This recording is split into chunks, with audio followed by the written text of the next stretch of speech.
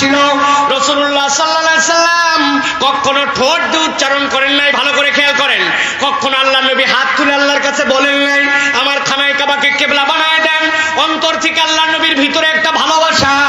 আল্লাহ নবী সাল্লাল্লাহু আলাইহি সাল্লাম জোহরের নামাজের সময় মাথাটা একটুখানি উঁচু করেছেন, উঁচু করে একটুখানি চিন্তা করছেন ওহী আসে নাকি।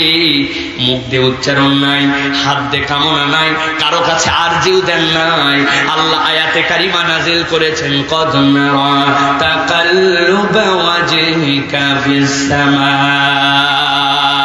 ও আমার রাসূল, আপনার আসমানের দিকে মাথা নাড়ানো মনে করছেন নাকি আপনার আল্লাহ দেখে নাই? দেখছে, আপনার আল্লাহ দেখছে, কেবল দেখেই নাই।